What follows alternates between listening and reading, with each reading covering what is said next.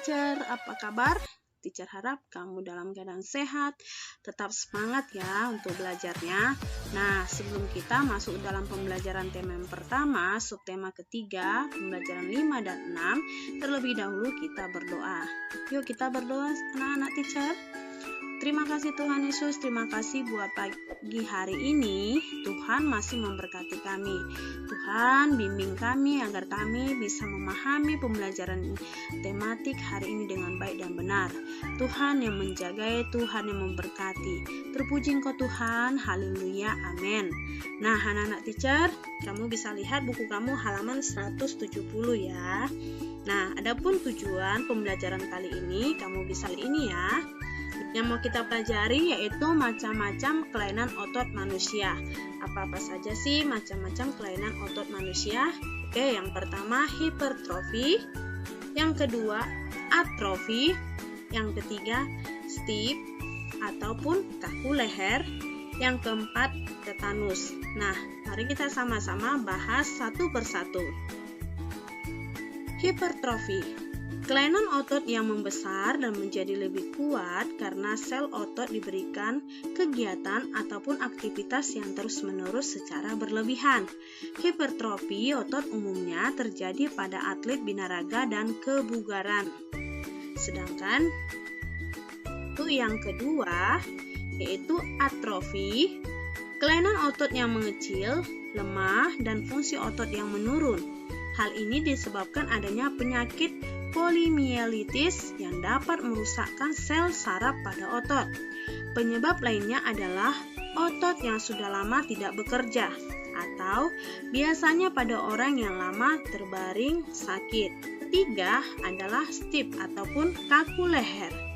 Kelainan otot karena adanya peradangan otot trapesius leher akibat gerakan yang menghentak secara tiba-tiba ataupun salah gerak. 4 adalah tetanus. Kelainan otot yang disebabkan adanya infeksi bakteri Clostridium tetani. Tetanus menyebabkan otot menjadi kejang-kejang. Nah, cegah adalah lebih baik daripada mengobati. Dengan mengetahui berbagai kelainan dan gangguan pada otot manusia beserta penyebabnya, kita jadi bisa lebih berhati-hati dalam melakukan setiap gerakan dalam suatu kegiatan. Nah, di sini ada bacaan di halaman 2. Nah, judulnya salah bantal. Sudah 2 hari ini leherku sakit. Kepalaku tidak bisa menengok ke arah kanan secara lurus atau ke belakang. Setauku ini penyakit salah bantal. Apa itu salah bantal? Ketika bangun tidur, ada orang yang pernah mengelus lehernya sakit dan tidak bisa digerakkan. Biasanya hanya menoleh ke sisi tertentu saja, ke kanan atau ke kiri. Keluhan tersebut kerap kali diistilahkan sebagai leher tengeng atau nyeri leher. Menurut Dr. Melia Waryanto SPAK, salah satu adalah suatu penyakit yang sering terjadi pada saat bangun tidur, di mana leher terasa kaku dan tidak bisa digerakkan ke kanan dan ke kiri. Penyakit ini disebabkan dengan torticollis. Tengeng atau torticollis adalah penyakit di mana posisi dagu tidak sejajar dengan tulang dada paling atas dan depan. Dagu hanya bisa miring ke kiri dan kejadian ini bisa terjadi dan dialami oleh siapa saja, baik anak-anak, orang dewasa, maupun orang tua. Rasa nyeri pada leher ini bisa berdampak pada terganggunya aktivitas sehari-hari. Pada bagian kasus, hal ini sering kali tidak dipermasalahkan atau dikhawatirkan. Akan tetapi tidak sedikit pula orang yang menjadikan kondisi ini sebagai suatu keadaan yang sangat mengganggu. Penyebab torticollis adalah salah posisi tidur, bantal yang terlalu tinggi, bantal yang kaku, sehingga pundak menjadi pegal dan kaku. Leher terkilir, tengkuk dan leher terpapar angin dan dingin. Selain itu juga disebabkan oleh cedera atau terkilir pada otot leher dan tulang rawan, sendi, dan reumatisme otot leher. Nyeri leher juga bisa muncul karena aktivitas terus-menerus yang dilakukan dalam waktu yang lama, salah posisi duduk, dan terjadi kecemasan atau stres. Oleh karena itu, kita harus selalu memperhatikan aktivitas yang kita lakukan sehari-hari.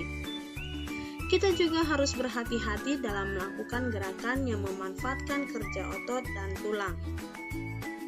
Semua orang bisa mengalami nyeri. Hal ini disebabkan karena postur tubuh manusia yang berjalan tegak lurus. Posisi kepala di atas ditunjang oleh otot-otot leher dan tulang belakang.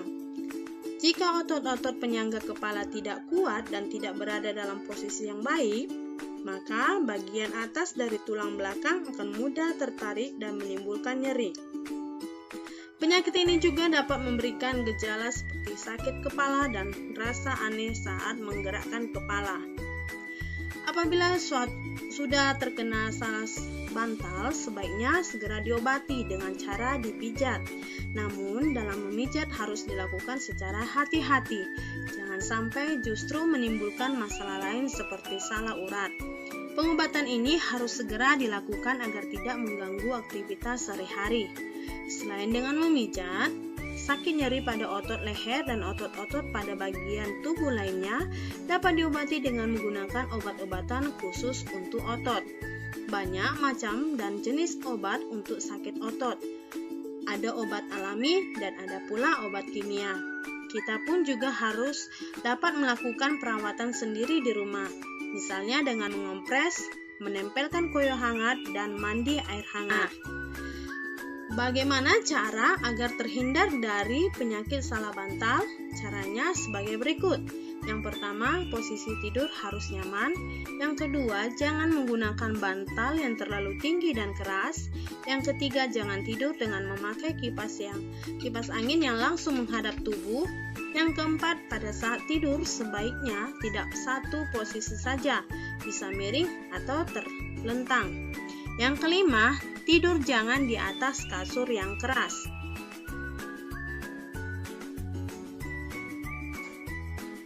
Nah, dari paragraf salah bantal tersebut, maka ide pokok setiap paragraf yang pertama adalah sudah 2 hari ini leherku sakit. Yang kedua, salah bantal menyebabkan leher tengeng atau nyeri leher. Paragraf 3, salah bantal adalah suatu penyakit yang sering terjadi pada saat bangun tidur di mana leher terasa kaku dan tidak bisa digerakkan ke kanan dan ke kiri.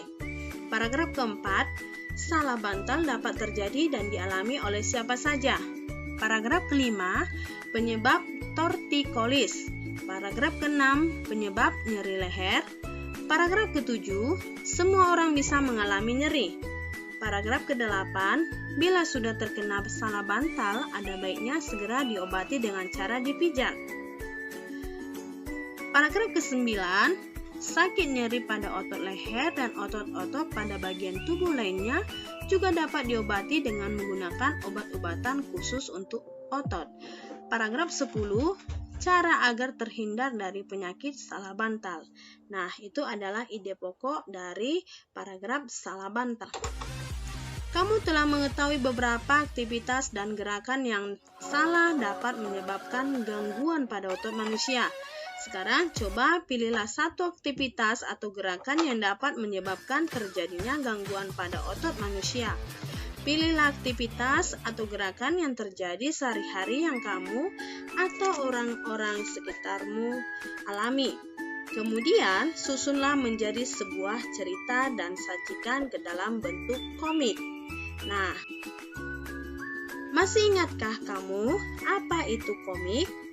Ya, komik adalah suatu bentuk seni yang menggunakan gambar-gambar tidak bergerak dan disusun sedemikian rupa sehingga membentuk jalinan cerita. Di mana komik memiliki ciri-ciri yang baik.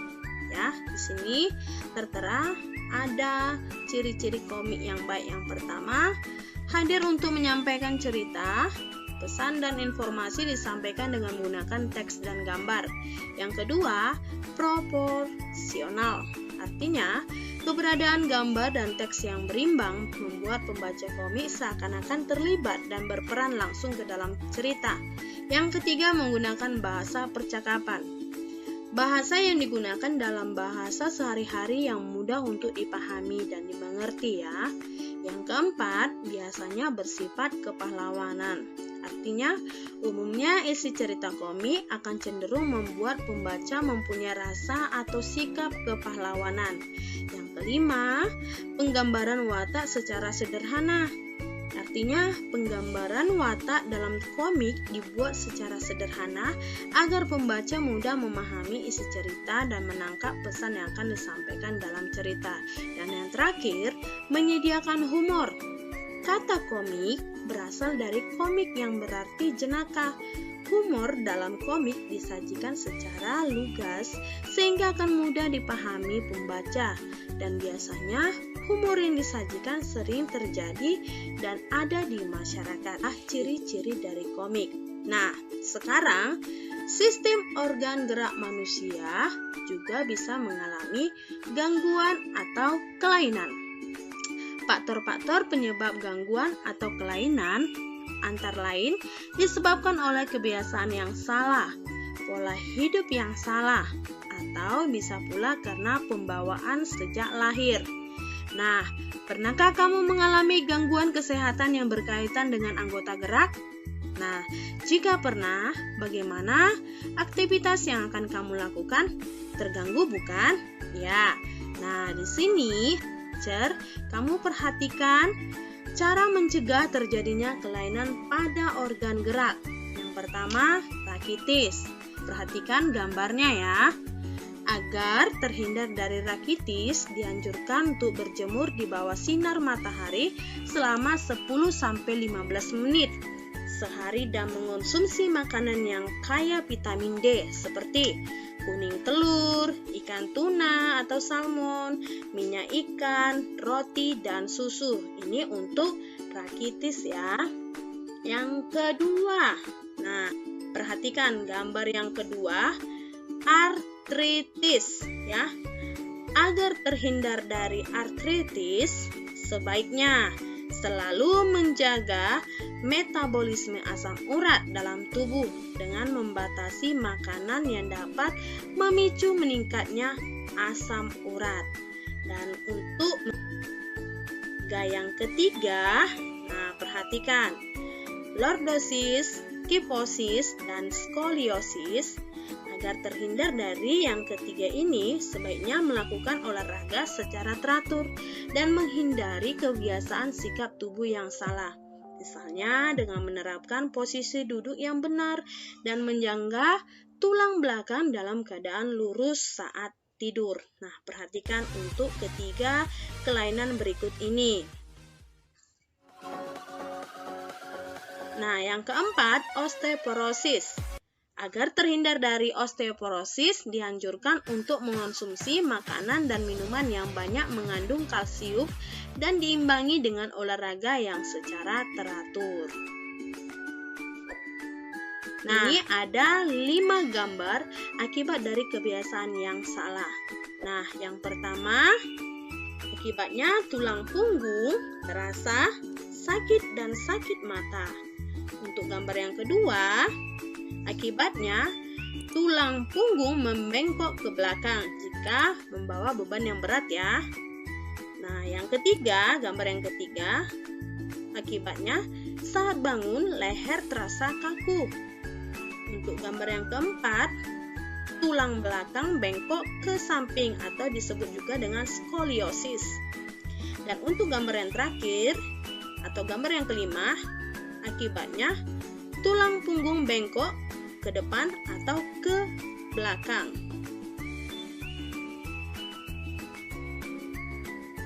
Menjaga kesehatan organ tubuh, termasuk organ gerak, sebenarnya dapat dilakukan sejak kecil.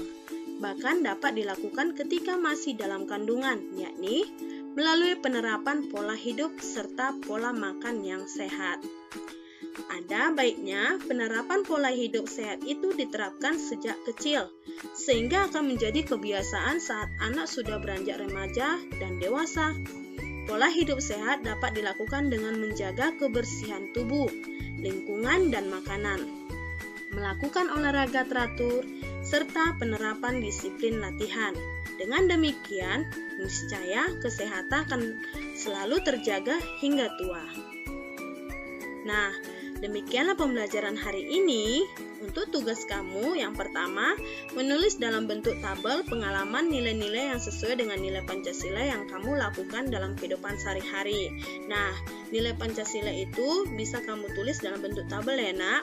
Apa-apa saja yang pernah kamu lakukan yang sesuai dengan sila-sila Pancasila. Sila yang dalam Pancasila itu ada 5.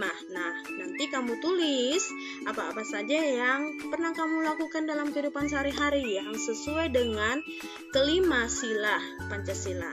Yang kedua, kamu gambar alat gerak manusia serta tuliskan bagiannya ya. Nah, tugas-tugas tersebut dikerjakan di bukumu ya. Untuk yang pertama, kerjakan di buku tulis kamu. Untuk yang kedua, kamu kerjakan di buku gambar. Nah, tugas tersebut dikumpul paling lama tanggal 9 Agustus 2021. Nah, teacher harap kamu bisa tetap belajar dengan semangat dan jangan sampai ada yang malas ya anak-anak teacher. Karena sebentar lagi kita akan melakukan ulangan harian yang pertama, tema pertama. Oke anak-anak teacher, tetap semangat dan tetap berdoa kepada Tuhan, minta petunjuk dari Tuhan agar diberikan kesehatan dan kepintaran. Nah, untuk mengakhiri pembelajaran kali ini, mari kita berdoa. Yuk anak-anak teacher, kita berdoa. Tuhan Yesus, Tuhan yang Maha Baik, kami sudah belajar tentang kelainan otot pada manusia. Tuhan, kiranya Engkau berkati kami agar kami bisa memahami pembelajaran ini dengan baik. Hanya kepadamu Tuhan kami berdoa dan mengucap syukur. Haleluya. Amin. Bye-bye anak teacher.